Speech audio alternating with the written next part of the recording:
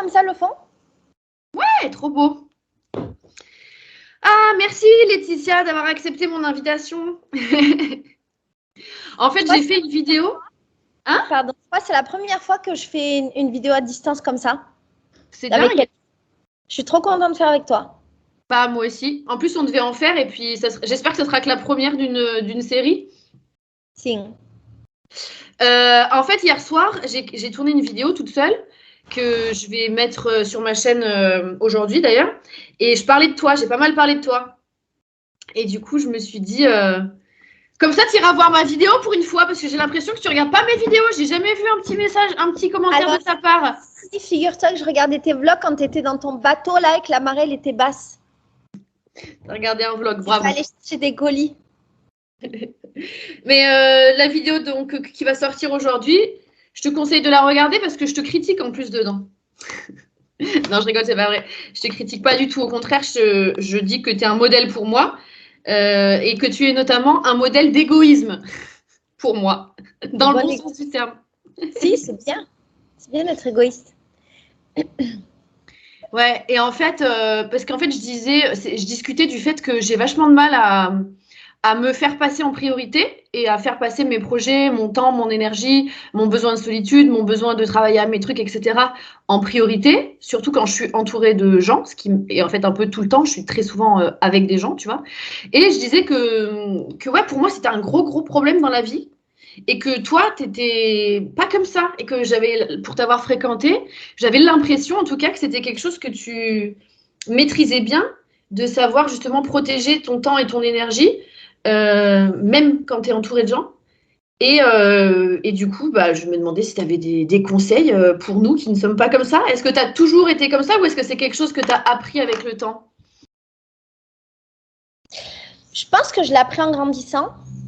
Et je crois que maintenant que je suis bien plus grande, pour ne pas dire presque vieille, c'est quelque chose qui est encore plus fort. Je pense que réellement, tu vois, c'est devenu de plus en plus fort avec les années. Et à l'approche de la quarantaine, quel mot incongru, à l'approche de la quarantaine, j'ai plus aucune limite avec mon égoïsme et avec ce que tu appelles de l'égoïsme, qui n'est pas de l'égoïsme, en fait, c'est de la préservation. Avec ma préservation et avec mon espace. C'est plutôt ça.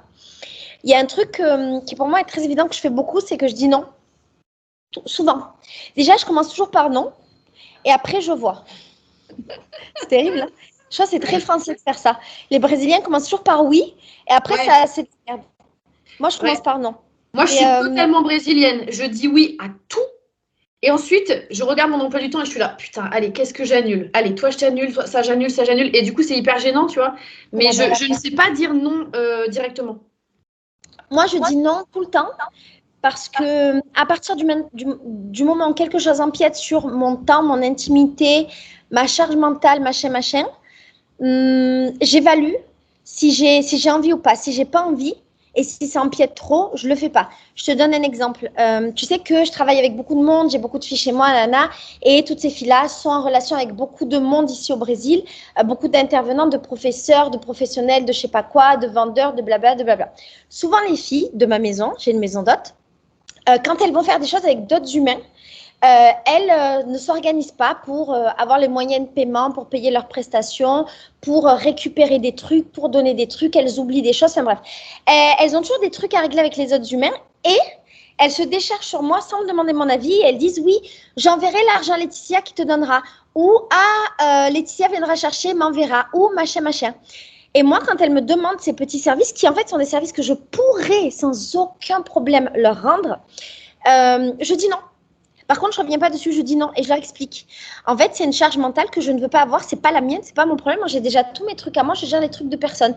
Et en faisant ça, je ne laisse personne empiéter sur mon temps à moi, sur ce qui se passe dans ma tête, sur mon énergie, tout ça. Et en fait, je me suis rendu compte avec le temps que c'était tous ces petits trucs qui te prenaient tout ton temps et ta charge mentale que tu as déjà. On a déjà trop de choses auxquelles on doit penser. Et donc, moi, je préfère dire non, même à des petits trucs, même si parfois, ça me prend plus de temps de dire non et d'expliquer que de faire. Mais quand tu dis non et que tu expliques, la personne, plus jamais, elle te demandera. Alors que si tu fais, la personne, elle comptera de nouveau sur toi. Ça change tout. Donc, mon premier conseil, ce serait de toujours dire, de souvent dire non. Et moi, je me fais passer toujours en priorité. Mon temps, il est plus important que le temps de tous les autres humains sur Terre. Pour toi, oui. Ça se Ah oui. discute même pas, en fait. Ça se discute absolument pas. En fait, je ne peux pas admettre que le temps d'un autre être humain, dans notre temps commun en tout cas, il soit plus important que le mien. Tu vois ce que je veux dire? Ouais. Voilà. Et en couple, tu arrives facilement aussi? Eh bien, en couple, j'ai fait le choix de ne pas vivre avec mon mec, de le Oui. voir de temps en temps, que quand j'ai envie, souvent. Et il y a beaucoup de choses que je fais passer avant parce que mon mec, c'est pas le centre de mon monde. Et comme c'est une des choses de mon monde, il y a des choses qui, parfois, sont plus prioritaires. Du coup, ouais, j'y arrive sans problème. Sans Genre, il t'a aucun... jamais reproché, entre guillemets, de décliner, justement, de trop souvent dire non à des propositions de sortie, etc. Bon, j'imagine que maintenant, vous avez votre routine, mais peut-être au début. Non, parce qu'en fait, ça se fait assez naturellement. Et tu sais, quand tu prends ton espace, en vrai, tu laisses l'espace à l'autre. Et donc, Leandro, c'est quelqu'un qui aussi s'est construit tout son espace. Il a ses potes, ses sorties, sa musique, ses concerts, ses tournées, ses machins. Et moi, j'ai ma vie.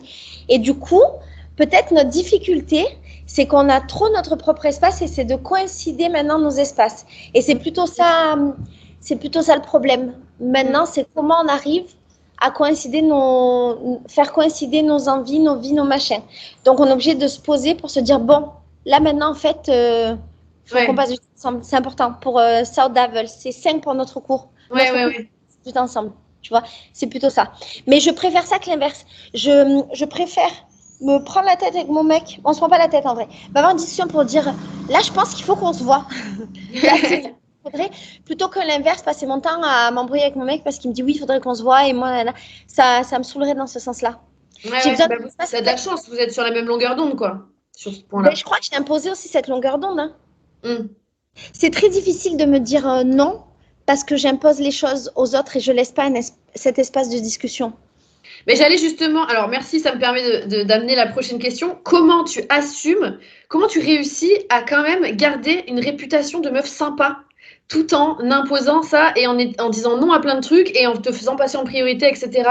Comment tu arrives à assumer le fait que peut-être il y a des gens, ils se disent que tu vois, que t'es pas sympa ou que t'es égoïste ou que j'en sais rien, que t'es froide ou j'en sais rien. Alors déjà, s'ils se disent ça, c'est pas mon problème, ça me concerne pas, c'est le leur et les projections qu'ils ont fait sur moi. Donc vraiment, je suis loin de ça et je suis toujours honnête. Je suis hyper sincère dans ma démarche. Et je crois que quand tu es très sincère dans ta démarche, les gens, en fait, ils comprennent. Tu vois, quand je dis non, j'explique toujours et c'est toujours juste. Alors peut-être c'est pas juste pour la personne parce qu'effectivement, elle se dit oui, c'est vrai que Laetitia aurait pu le faire, mais comme j'explique sincèrement les choses, ça marche. Là, par exemple, j'ai une fille de ma maison qui a fait un service avec une professeure et elle arrive là-bas, comme d'habitude, elle n'a pas les sous avec elle.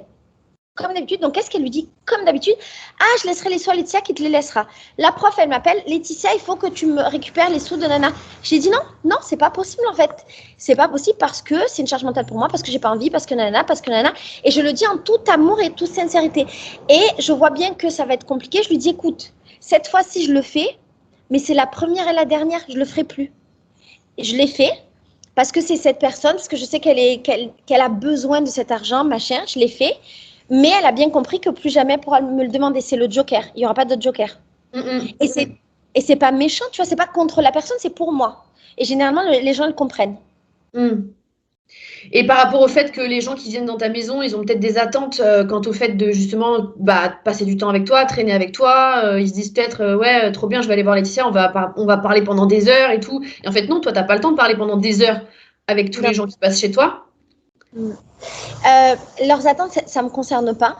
Donc moi, je suis très tranquille avec ça.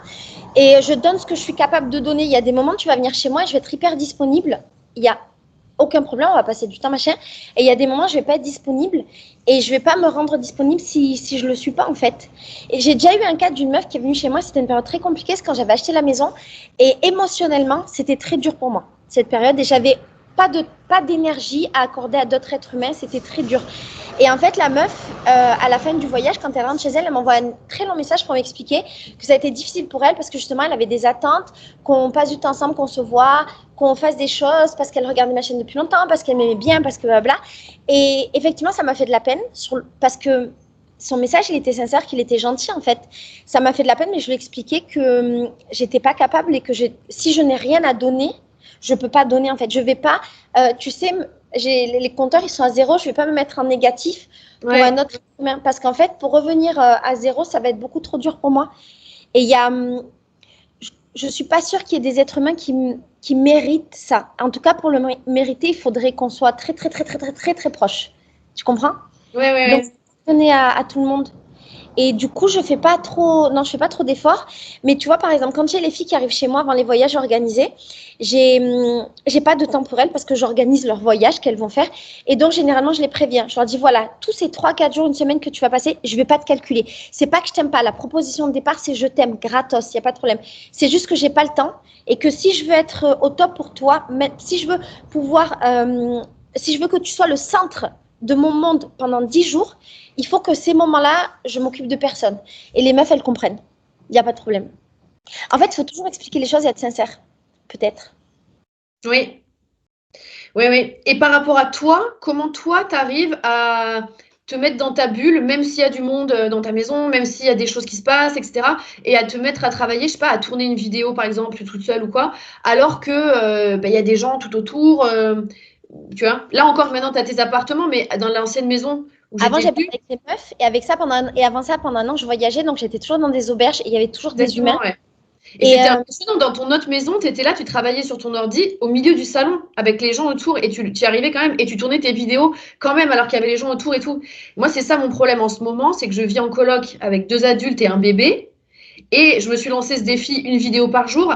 Et en fait, dès qu'il y a du monde, genre là j'ai un créneau de 2 heures, je t'appelle pendant un créneau de 2 heures où je suis toute seule, mais en gros, tout le reste du temps, il y a du monde à la maison. Et genre, j'arrive pas à me mettre dans ma bulle et à me parler à ma caméra ou quoi que ce soit comme travail s'il y a du monde autour de moi. Et j'ai presque l'impression que ce serait impoli de le faire, tu vois. est-ce que je peux juste faire un truc en 2 secondes et tu couperas, il faut que j'aille payer le jardinier. Vas-y. Pardon. T'inquiète. Et donc, en fait, j'ai des techniques pratiques. Exemple, quand j'étais dans le salon, je ne sais pas si tu as remarqué, je mettais souvent un sweat avec une grosse capuche qui venait sur moi. Et en fait, quand je fais ça, c'est véridique, il n'y a plus de monde autour de moi parce que je ne vois pas les humains. Également, je travaille beaucoup. De quoi? Quand il fait 40 degrés, tu peux pas faire ça. Tu peux mettre une casquette. Je travaillais beaucoup avec les écouteurs ou un casque. Et quand je fais ça, ça me coupe complètement du monde et ça m'enlève tous les stimuli extérieurs. Aussi, je ne sais pas si tu avais remarqué, je travaillais face à un mur. Je n'étais pas face à quelque chose d'ouvert, donc je ne voyais pas les humains. Moi, le défi, une vidéo par jour, ça fait presque 8 ans qu'il dure.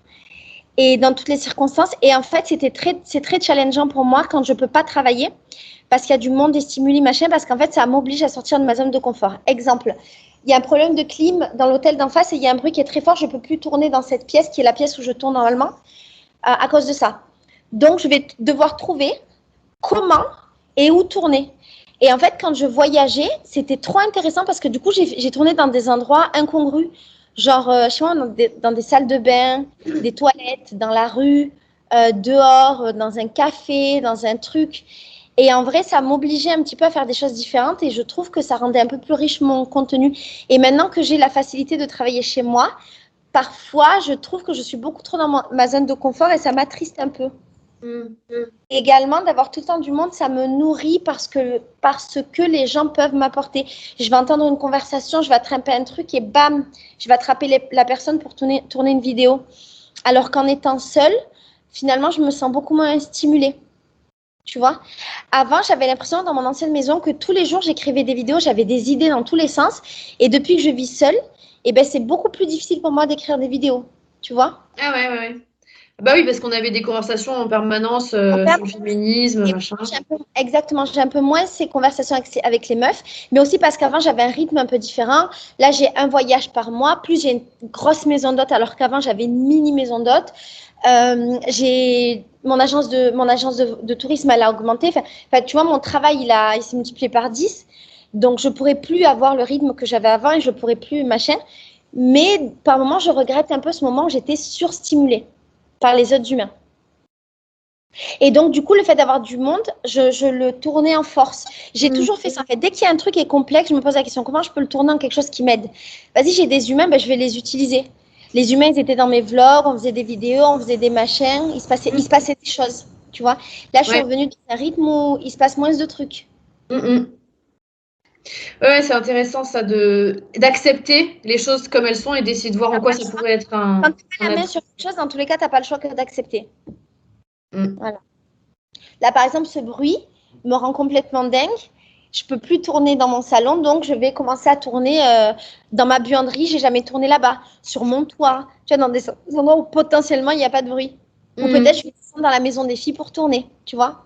Et je me rappelle, on avait déjà parlé du fait que tu ressentais aussi pas mal ce besoin d'être seule. Souvent, surtout après tes 15 jours de voyage, tu as besoin de passer beaucoup de temps seule. Toi, parce que j'en parlais dans ma vidéo de hier, donc celle-ci sera dont celle-ci sera la suite. Qu'est-ce que tu ressens comme sentiment, comme symptôme, entre guillemets, si pendant trop longtemps, tu es obligé de fréquenter trop de gens sans avoir de moment à toi? Qu'est-ce que ça te fait concrètement à ton âme, à ton corps, à ton cœur? Alors attends, j'ai en, en vrai, je suis très très solitaire et j'ai extrêmement besoin de mes moments seuls. D'ailleurs, mon rêve dans la vie, ce que je fais de temps en temps, c'est de passer 3 jours, 4 jours, une semaine sans parler à aucun être humain. C'est génial, mais vraiment c'est génial. Quand j'y arrive, ta question c'est quand j'y arrive pas, comment je fais? En fait, je me sens un peu confuse dans ma tête. Il y a beaucoup trop d'informations. Ça va dans tous les sens et je ne me sens pas alignée et posée. Et du coup, ça peut être au bout d'un moment, c'est compliqué pour moi. Et donc, je suis obligée de trouver des moments où juste je me pose et je remets les choses à leur place dans ma tête. Tu vois, ces moments-là, en vrai, si je dors, j'arrive à les trouver. Si je fais une sieste, j'arrive à réorganiser mon cerveau. Si je Ouais. prends une douche seule, j'arrive à réorganiser. Euh, tu trouves toujours un moment en fait pour pouvoir faire ce genre de truc simple où je mange seule. Exemple, pendant mes voyages féminité sororité, c'est exactement ce qui se passe. Je suis pendant 10 jours de 8h du mat à 1h du mat avec des humains dont je dois m'occuper et elles sont la seule priorité de ma vie. Et à côté de ça, j'ai tout le reste de ma vie, mon téléphone dans tous les sens. Pardon, je vais terminer. J'ai mon téléphone avec des tonnes de messages dans tous les sens. Je dois résoudre des problèmes en même temps que je suis avec elle. J'ai plein de sollicitations partout. Et du coup, j'ai une sensation. Attends, il faut que j'éternue. J'ai le nez qui me gratte, pardon. Moi, je me chatouille comme ça entre les deux narines et ça me fait éternuer. Ah ouais. Et du coup, mes techniques quand je suis avec les filles, c'est que je mange toute seule. Chaque fois qu'on doit avoir un repas ensemble, je me mets à part, dos à elle, et je mange seule. Et ça me permet d'avoir un petit moment que à moi. Tu vois? Ouais. Donc, je trouve ça par des astuces. Mais c'est marrant, tu as utilisé exactement les mêmes mots que moi dans ma vidéo d'hier sur qu'est-ce que ça te fait quand tu passes trop de temps avec trop de gens sans réussir à avoir trop de temps seul. Et ce côté de ne pas être aligné à l'intérieur de soi, de ne pas être aligné dans sa tête ou de ne pas être centré, quoi.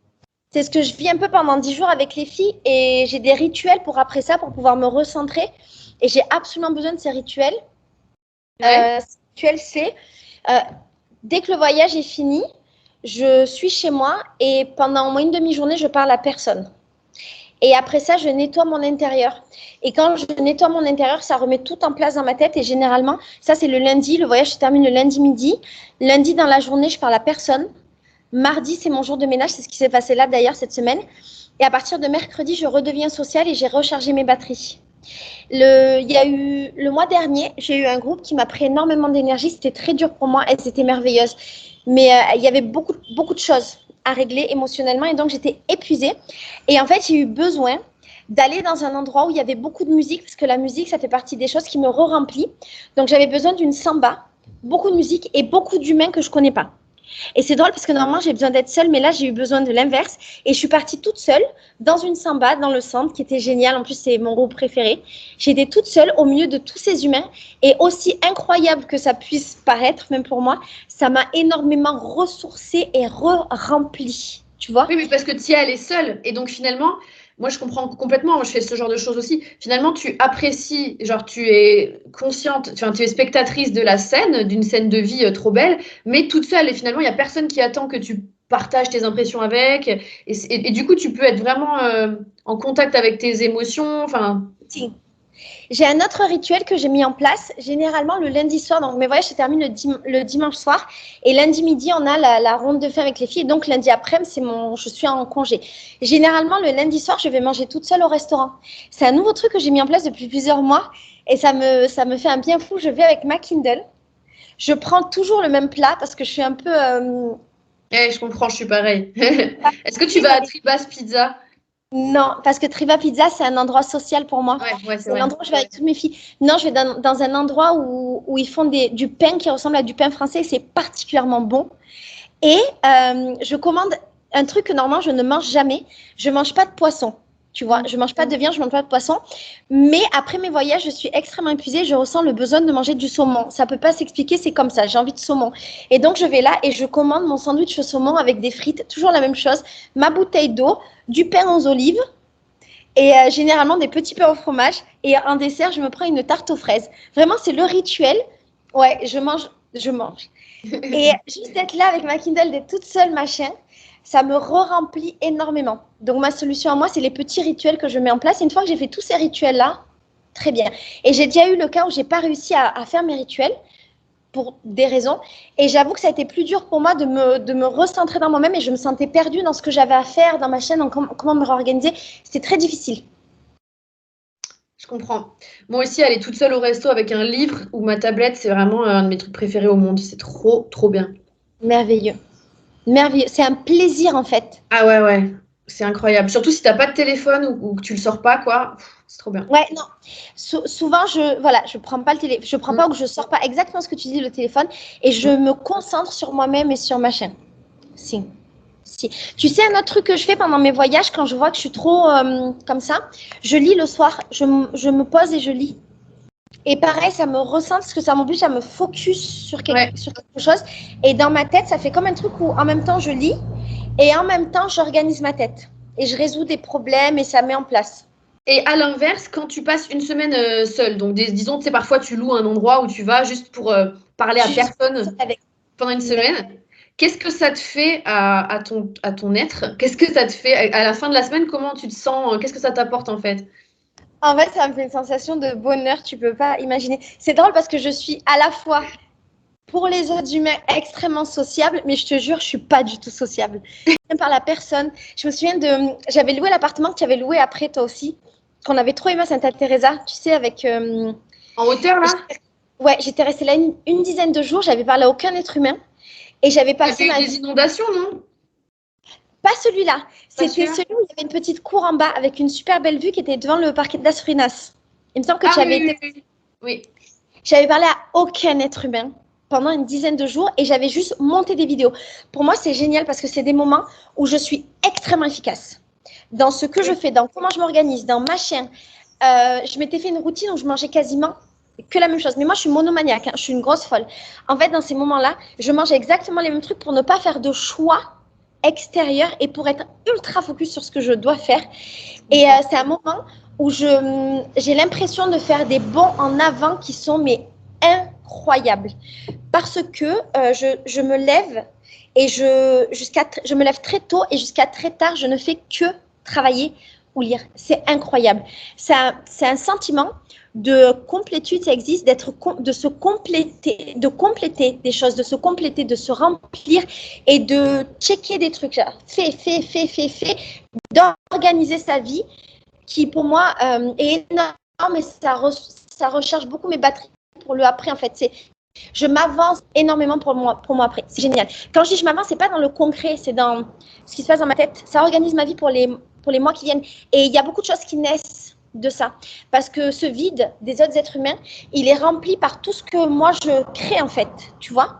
Et mon temps n'est pas aspiré par d'autres êtres humains. Il n'y a pas de sollicitation extérieure. C'est incroyable. Incroyable. Vraiment. Ouais. Et quand je suis dans ma maison ici, ce que je fais parfois, comme je suis quand même hyper sollicitée, tu sais, j'ai ma fenêtre ouverte et c'est un peu la fenêtre où les gens viennent me parler. Parfois, je ferme tout, je vais sur le toit et je réponds à plus aucun être humain. Et je retrouve un petit peu cette sensation et je la retrouve aussi la nuit. La nuit, quand il n'y a aucune sollicitation extérieure, ça me fait ça. Ouais. C'est tellement riche. Moi aussi, je me suis rendu compte J'adore que souvent, dans certaines situations, je me mettais à vivre un peu plus la nuit ou à travailler la nuit. Et en fait, c'est parce que quand les autres dorment, j'ai l'impression d'être seule un peu.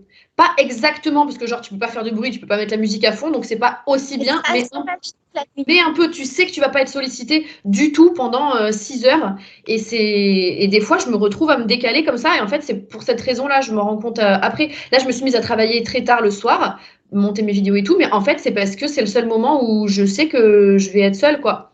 Ouais, il y a beaucoup d'artistes qui travaillent la nuit, hein, parce qu'on est efficace en fait. Ouais. Et du coup, est-ce que tu penses que, vu que tu es comme ça, et maintenant que tu te connais, que tu as compris que tu étais comme ça, etc., qu'est-ce que tu penses comment ça se serait passé si tu avais eu des enfants et que pendant des années, tu n'aurais pas pu avoir de moments à toi? Je pense que j'aurais mené une vie où j'aurais été très frustrée. Ça me fait penser à quand j'avais Farid, qui était mon mari, c'est comme un enfant, hein, c'est exactement la même chose. Quand j'avais Farid dans ma vie, c'est vraiment pareil. Enfin, parce que j'ai pas eu d'enfant, pas comparer, mais dans mon imaginaire, c'est la même. Et donc, mon rythme était complexe parce que je devais organiser mon rythme en fonction de lui et je vivais dans une frustration permanente de parler avec lui. Moi, j'avais envie d'être dans mon truc et donc, je me sentais en permanence dérangée. C'était très dur parce que ça me créait des sentiments contraires où, d'un côté, j'étais quand même contente de voir mon mari et ça me faisait de la peine de ne pas avoir envie de passer du temps avec lui, mais en même temps, j'avais envie qu'il m'appartienne. Lui, je le laissais regarder ses séries dans le salon et moi, je m'enfermais dans la cuisine avec mon ordi, je faisais mes trucs, mes vidéos, mes machins. Et donc, quand je vivais avec Farid, je vivais dans une frustration permanente et je pense que c'est ce que j'aurais vécu si j'avais eu un enfant. J'aurais été tout le temps frustrée parce que mon temps ne m'aurait pas appartenu. Et je peux pas vivre dans le temps des autres. Après, si ça se trouve, j'aurais changé parce que je serais devenue mère et tout ça, tu vois, je peux pas savoir. Je me serais adaptée, mais si je regarde ma nature profonde et comment je suis aujourd'hui à 39, bientôt 39 ans, je crois que j'aurais été un peu malheureuse. Donc la vie est très bien faite, finalement. Ouais. C'est fou, hein, parce que moi aussi, j'étais persuadée de vouloir des enfants. De quoi? Ah, je disais, et donc maintenant, je suis hyper sûre de moi quand je dis que je ne veux pas d'enfant du tout. Pas du tout. J'ai pas cette disponibilité. Ouais. Oui, moi aussi, j'étais persuadée d'en vouloir quand j'étais plus jeune, parce que j'adore les enfants, j'adore les enfants, tu vois. Mais en fait, maintenant que je vois comment je suis, en fait, maintenant que je me comprends, que je me connais, et que je vois mes proches qui ont des enfants, à quel point ça leur prend tout leur temps, et elles ont plus de vie à elles, les mamans autour de moi, que je me dis, mais en fait, j'aurais pété un câble. Enfin, genre, j'aurais vraiment pété un câble. J'aurais fait partie de ces mères frustrées qui regrettent d'avoir des enfants, quoi, potentiellement. J'en ai beaucoup, hein, des mamans qui regrettent par rapport à ça. Mm. Et il y a plein de livres aussi sur le sujet qui sont hyper intéressants. Ouais, tu m'en avais parlé. Ah non, la vie est très bien faite, finalement. Ouais. Je suis très curieuse de voir dans 20 ans comment sera la société avec nous, toutes ces meufs qui n'ont pas fait d'enfants. Qu'est-ce qu'on fera Moi, je pense qu'on sera une génération de meufs particulièrement épanouies, particulièrement heureuses. Et De vieilles mamies épanouies. je pense qu'on aura accompli beaucoup de choses parce que je crois que quand tu es maman, ça met un gros stop dans les choses que tu pourrais construire en tant que femme importante. Et c'est pas grave parce que tu es importante pour plein d'autres choses en tant qu'humain qui va aider un autre humain, machin, c'est très bien. Mais je pense qu'on sera des grandes femmes en fait. Tu vois, moi je ne me vois pas autrement que comme une femme importante et une grande femme, tu vois. Et je pense qu'en étant maman, ça aurait été très difficile de le devenir. Je me sens déjà comme une grande femme, tu vois, à mon âge. Et si j'avais été maman, merci. Si j'avais été maman, je n'aurais pas eu le temps de le devenir. Ouais. Et je préfère largement être une grande femme qu'être une maman. Mais je comprends que beaucoup de femmes trouvent ça génial d'être une maman et c'est très très bien. C'est un accomplissement de ouf. C'est incroyable. Je ne serais même pas capable de le faire. C'est incroyable. C'est juste que je préfère quand même ma situation et mes accomplissements. Et si tu vivais en couple aussi, à habiter en couple, etc., pareil, tu penses que ça serait plus difficile? De m'accomplir. Je ne peux pas. Non, avec Léandro, on s'est dit que peut-être quand on aurait 70 ans, quand on sera tout vieux, on vivra ensemble. Je lui ai dit, et moi je lui ai répondu, on verra, parce que mon plan de vie, c'est de créer une maison de vieilles féministes, Ouais, féministes grave. lesbiennes, vénères, et on sera toutes ensemble en train de vieillir ensemble. Donc, Ce sera trop bien. Oui, s'il te plaît, il faut que tu le fasses parce que moi, j'aimerais bien habiter dedans. ouais, je vais le faire, c'est l'idée.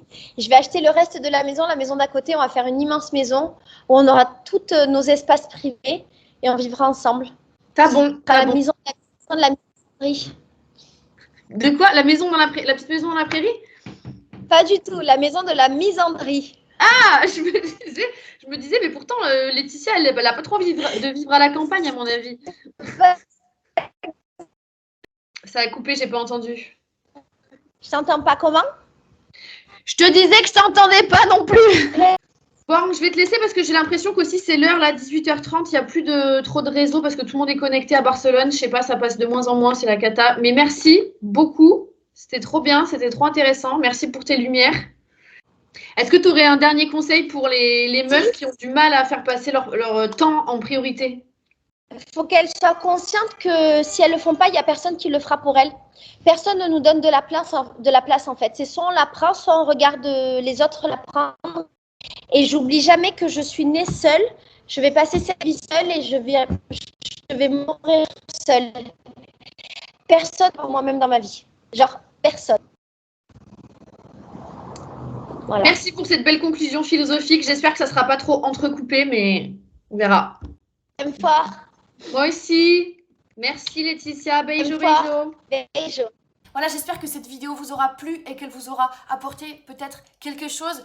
Aujourd'hui est un grand jour parce que c'est la première fois depuis 19 vidéos qui sont publiées sur ma chaîne, c'est la première fois que je n'oublie pas de vous enregistrer un petit message pour vous demander s'il vous plaît de vous abonner, de liker, de commenter, de partager, d'activer la cloche, bref toutes ces petites actions qui montrent à YouTube que ma chaîne a du succès. Oui, j'ai oublié d'enregistrer ce petit message si typique des youtubeuses.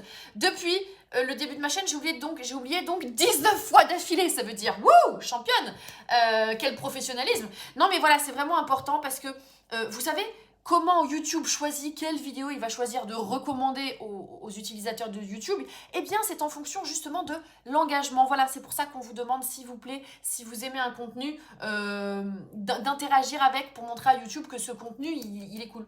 Et n'oubliez pas, comme dit Laetitia, faites votre place, prenez votre place. Je dirais que la vie, c'est un peu comme une rame de métro bondée, tu vois. C'est-à-dire que si la rame de métro, elle est bondée et que t'attends sur le quai comme ça, sans rien faire, il va rien se passer. Les gens, ils vont pas s'écarter, te faire une petite place, dire « Ouh là là, il faut faire une place pour la dame. Attendez, poussez-vous tous, il faut que la dame rentre et qu'elle ait bien sa place et qu'elle soit bien, qu'on la cogne pas, qu'on la touche pas, tout ça. » Non, ils vont pas faire ça. Et toi, tu vas jamais monter dans la rame. Ce que tu fais, c'est que tu montes, tu pousses un petit peu gentiment les gens, tu vois, tranquille, mais genre juste tu dis « Bon voilà, moi, je monte, je prends ma place et vous allez du coup vous adapter et donc un petit peu reculer et me laisser prendre ma place. » Et bien dans la vie, c'est pareil. Voilà, je pense que c'est une bonne comparaison. Enfin, j'espère.